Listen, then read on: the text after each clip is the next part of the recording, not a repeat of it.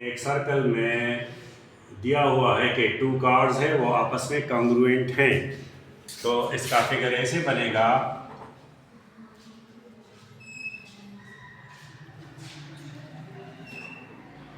और ये इसका सेंटर है, ये इसको मैं ओ से ज़ाहिर करता हूँ और उसके दो कार्ड्स हैं, एक मैं ए बी लेता हूँ, दूसरा मैं सी डी लूँगा।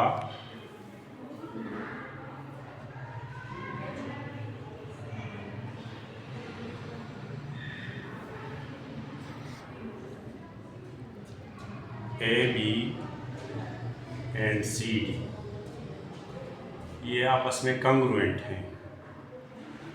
तो ये जो है ना सेंटर से बराबर फासले पर होंगे। जब एक पॉइंट से एक लाइन की फासले की बात हो तो वो फासला कौन सा होता है?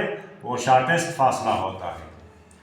और जब शॉर्टेस्ट फासला हो तो वो परपेंडिकुलर डिस्टेंस कहलाता है। जब भी एक पॉइंट हो और एक लाइन हो और उनके दरमियान अगर डिस्टेंस की बात हो तो वो डिस्टेंस का मतलब शॉर्टेस्ट, और वही शॉर्टेस्ट डिस्टेंस इसमें आपको कहीं भी नज़र नहीं आ रहा कि इन्होंने हमें परपेंडिकुलर का जिक्र है, लेकिन परपेंडिकुलर के जिक्र के अलावा हमने इसको 90 लिया है। क्यों 90 लिया है? क्योंकि ये शॉर्टेस्ट फासला है, और शॉर्टेस्ट फासला एक पॉइंट और एक लाइन के दरमियान जो होता है वो परपेंडिकुलर डिस्टेंस कहलाता है। इसलिए मैंने यहाँ पर जो एंगल बनाया वो मैंने परपेंडिकुलर बनाया। अच्छा, अभी मैं इसका गिवन लिखता हूँ। A circle with center O, two cards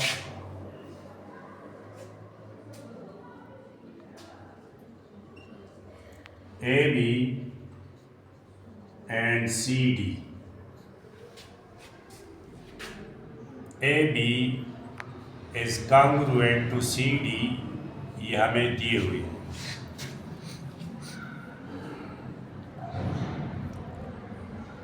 अब हमें साबित करना क्या है कि ये बराबर फासले पर है। टू प्रूव, फर्ज करो इसको मैं ई से जाहिर करता हूँ और इसको एफ से। फर्ज करो मैं ए बी यहाँ पर लिखता हूँ, ए बी, और सी डी वहाँ पर। तो ये ई पॉइंट हुआ और ये एफ पॉइंट हुआ। तो टू प्रूव ओ ई को मैंने इक्वल साबित करना है ओ एफ के, क्योंकि ये दरमियानी डिस्टेंस सेंटर और कार्ड के दरमियान फासला है, तो इसको मैंने कॉन्ग्रुएंट बनाना है। अब मैं थोड़ा सा इसमें कंस्ट्रक्शन करूँगा। तो कंस्ट्रक्शन जो है, I join O to B and D, या A and C। फर्ज करो आप इसको भी मिला सकते हैं, या मैं इसको ऐसे करता हूँ, A यहाँ पर और B यहाँ पर और C यहाँ पर, वही चीज़ है D यहाँ पर। मैंने I join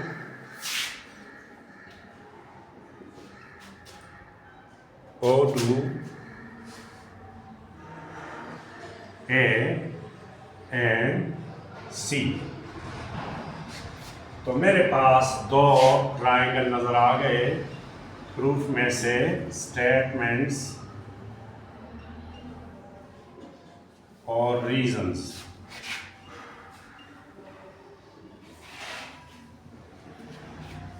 अच्छा, मुझे पता है कि ओ ई जो है वो परपेंडिकुलर है ए बी से, जैसे मैंने वजाहत की। ओ ई क्यों परपेंडिकुलर है ए बी के? क्योंकि ये शॉर्टेस्ट फासला है, तो इसलिए ये परपेंडिकुलर है। और मैंने यहाँ पर ये भी क्लियर किया कि ये भी शार्टेस्ट फासला है OF, तो CD के ऊपर ये परपेंडिकुलर है। तो OE is perpendicular to AB and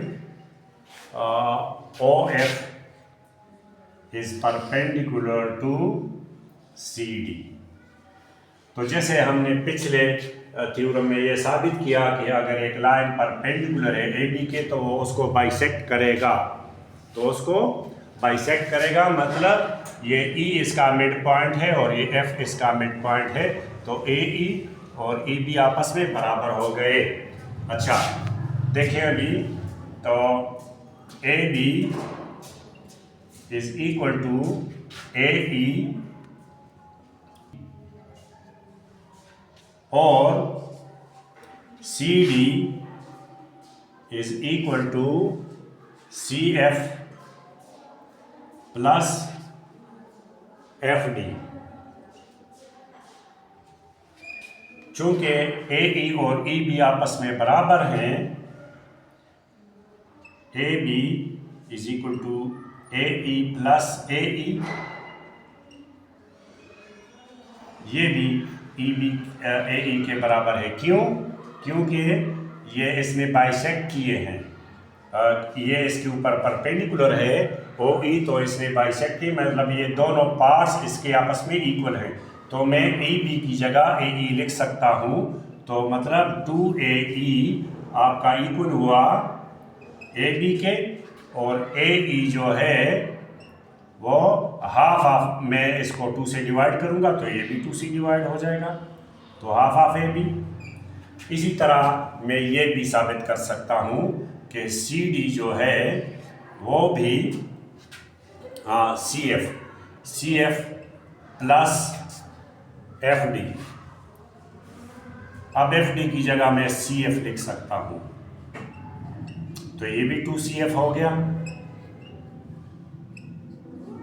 और जब मैं 2 से डिवाइड करता हूँ तो CF भी हाफ 2CD हो गया।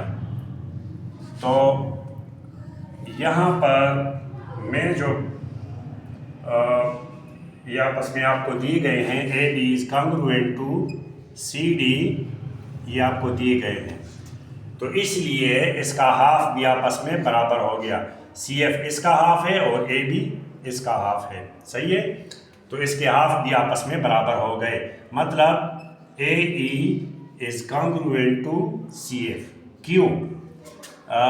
क्योंकि AB और CD बराबर है, तो इसके हाफ भी आपस में बराबर है, सही है। अब मैं करस्पॉन्डेंस लेता हूँ। जब मैंने इसको AE और CF को आपस में बराबर साबित कर लिया, क्योंकि AB बराबर है तो इसका हाफ AE है, और CD AB के बराबर है तो इसका हाफ CF है, मतलब जब अगर ये कार्ड्स बराबर हो तो इसके हाफ भी बराबर होते हैं। यहाँ पर इसका ये रिजल्ट निकला कि AE is the half of AB and CF is the half of CD, therefore इसके हाफ भी आपस में बराबर हैं।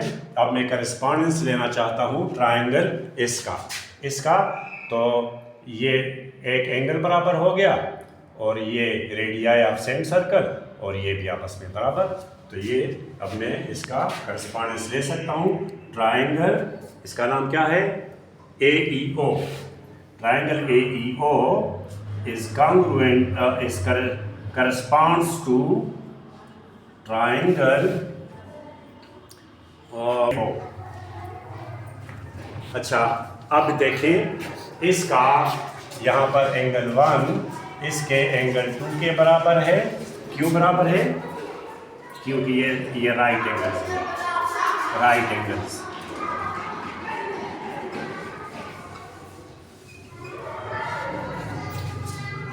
अच्छा AE, इसका AE कॉन्ग्रुएंट है इसकी CF के, तो हमने साबित किया ऊपर, प्रूव्ड।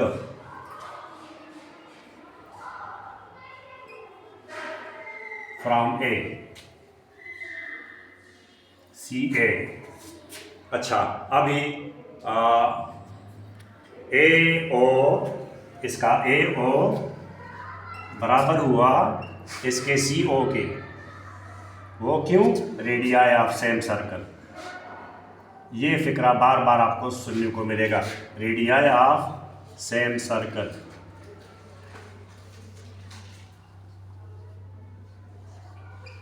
ये हो गया, तो ये 3 फिर पूरे हो गए। तो triangle A E O is congruent to triangle C F O. वजह क्या है? वजह इसका एच एस, फिर H S, H S is congruent to H S. इससे पहले मैंने इसको आपको एच एस समझाया। एच एस कब होगा? ये तो आपको 2 साइड्स लग रहे हैं ना, 2 साइड्स हैं और एक एंगल है, लेकिन एंगल चूंकि इंक्लूडेड नहीं है, इंक्लूडेड का मतलब इनके दरमियान नहीं है। मैंने 2 साइड्स लिए और एंगल ये लिया, तो ये इंक्लूडेड नहीं है। और मैंने ये 2 साइड्स लिए और एंगल ये लिया, तो इसलिए हम इसको एच एस से जाहिर करेंगे, यानी ये इसके ऊपर हमने एच एस अप्लाई किया। एच एस हमारे पास एक थ्योरम है जो हम पहले साबित कर चुके हैं। तो आपका ये दूसरा जो थ्योरम है, कौन सा है ये? 9.4 थ्योरम का, हाँ 9.4 थ्योरम।